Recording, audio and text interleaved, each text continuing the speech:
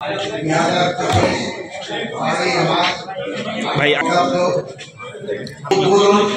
ঘোষণা করেছে এই কারাগারের সেবার মাধ্যমে জনসাধারণ কারাগারের অন্তরী যে কোনো বন্দি সম্বন্ধে যেসব বিষয় জানতে পারবেন সেগুলি হল বন্দির অবস্থান সম্পর্কিত, বন্দির হাজিরার তারিখ, বন্দির সাক্ষাতের তারিখ, ফোনে কথা বলার তারিখ, বন্দির শারীরিক অবস্থা সম্পর্কিত তথ্য, প্রেরণের মুক্তি সম্পর্কিত তথ্য এবং অভিযোগ এবং পরামর্শ সম্পর্কিত তথ্য। এটার মাধ্যমে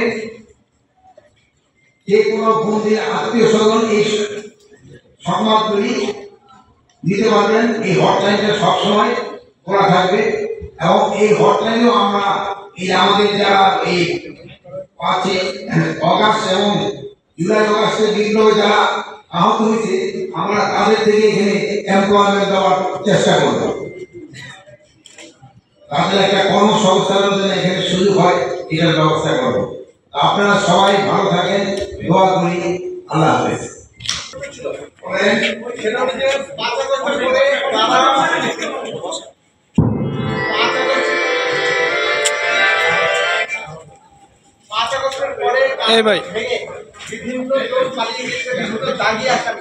সেই আসামিদের মধ্যে কতজনকে গ্রেফতার করতে পেরেছেন এবং কতজন এখন পর্যন্ত গ্রেফতারের আওতার বাইরে রয়েছে?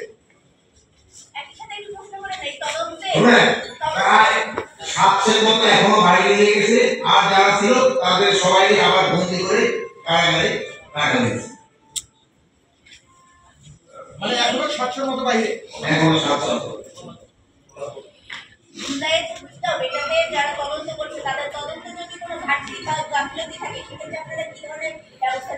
তদন্তে যেন কোনো রকমের ঘাটতি বা গাফিলতি না থাকে এই জন্য সর্বোচ্চ ব্যবস্থা নেওয়া হয়েছে। যেসব শীর্ষ সন্ত্রাসী জামিনে মুক্তি পেয়ে আবারও কিন্তু সেই কার্যক্রমে জড়িয়ে পড়ছে, তাদের সন্ত্রাসী কার্যক্রম ঢাকা শহরে এখন মানে এক ধরনের ভীতিকর পরিস্থিতি।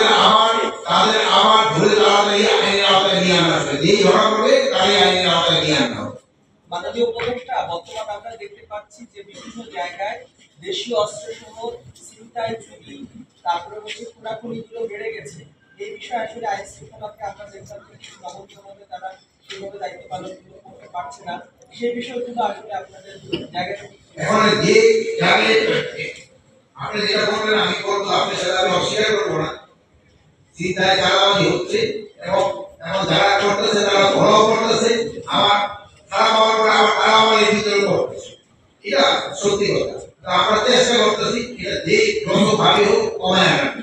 এই জন্য আমি আপনারা যেভাবে আগে সাহায্য সহযোগিতা করে আসছেন এইভাবে আপনারা সাহায্য সহযোগিতা করুন। মাননীয় উপদেষ্টা, চেকপোস্ট গুলো কথা আছে সেটা কিভাবে সর্বদা নাই, কাজের আগের মতো উদ্যমটা নাই করতে হবে, সর্বদা নাই। তাদের যে কাজের উদ্যমটা যেন বাড়ানো যায় এই জন্য আমরা সর্বোচ্চ চেষ্টা করি।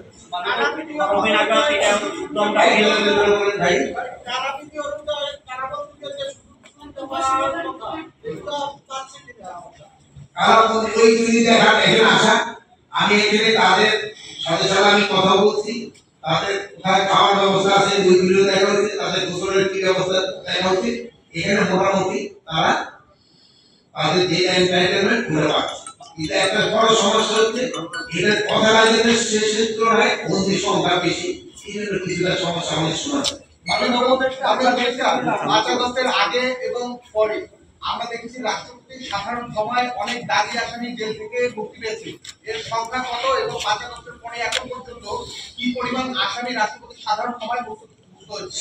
সাধারণ সভায় কেউ কি কাজ করতে হয় জোসেফ হারিস আমরা দেখি না, এটা সাধারণ সভায় জামিন পেয়েছে। সাধারণ সভায় সাধারণ সভা কিন্তু কারোর জন্য ঘোষণা করা হয়।